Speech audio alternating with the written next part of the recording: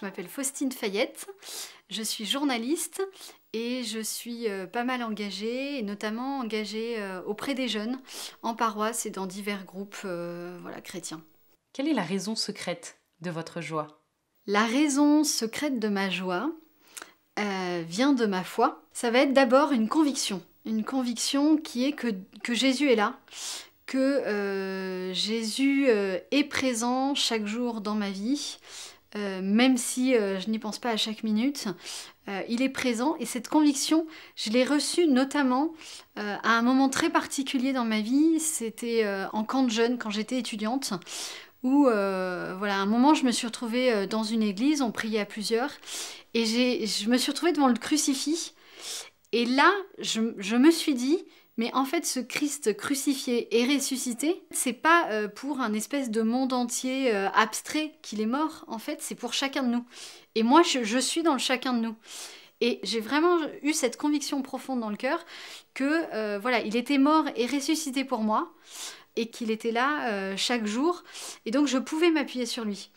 Et ça, c'est une vraie conviction, un fondement de ma foi, voilà, qui ne me quitte pas et qui est une vraie joie du coup, parce que voilà, on ne se sent plus seul, je ne me sens plus seule. Et la deuxième raison un peu secrète de cette joie, c'est l'espérance, parce que du coup, cette conviction forcément nourrit une espérance en Dieu. Et cette espérance, c'est que l'amour peut tout. Elle peut dénouer des situations, pas toujours de la manière à laquelle on s'attend, mais l'amour, Dieu est amour, et donc pour Dieu, rien n'est impossible. Et donc mon espérance et ma joie, c'est que l'amour peut tout. La joie dit-elle quelque chose de votre foi aux jeunes que vous rencontrez? Ma joie provient essentiellement de ma foi, d'abord. Quand on est heureux, on diffuse la joie. Mais ça ne peut attirer autour de soi que s'il y a en fait quelque chose de profond derrière. Sinon, ça s'étiole. La joie qui vient de la foi, d'abord, c'est un fruit de l'Esprit Saint. Donc, ça vient pas de nous. Donc, c'est ancré profondément au plus profond de nous, là où il y a la marque de Dieu, donc au plus profond de notre cœur. Et donc cette joie-là, c'est une profondeur en nous. Et cette profondeur, c'est ça en fait qui va attirer. Il y a le vernis, qui est le sourire, le regard, voilà, tout ça qui donne envie. Mais c'est vrai que quand je suis avec des jeunes, en aumônerie ou en camp de jeunes l'été, si les jeunes sont attirés par cette joie ou par ce qu'on peut diffuser de la foi à travers cette joie, c'est parce qu'ils savent qu'ils peuvent s'appuyer sur quelque chose de solide, qu'ils savent qu'ils peuvent s'appuyer sur quelque chose de fort et de vrai, en fait. Cette joie, elle se construit dans la vérité et elle aide l'autre, en fait, à grandir. Et ça, c'est la vraie joie, je pense. C'est celle qui porte l'autre, en fait. Qui n'est pas juste une joie superficielle. Ce n'est pas qu'une ambiance.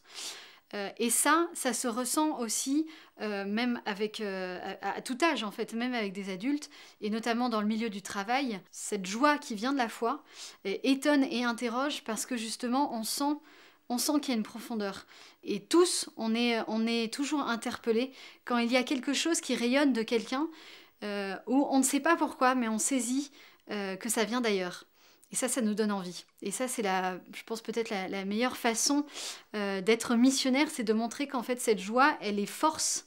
Et moi, dans ma vie, ce que dit la joie de ma foi, c'est véritablement cette force. Et ça, c'est concret. C'est pas, voilà, c'est pas de l'abstrait. C'est vraiment, on construit sa vie là-dessus.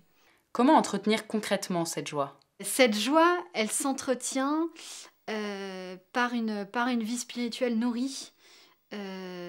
Parce que si la vie spirituelle n'est pas nourrie derrière, cette joie, elle va rester une joie de façade.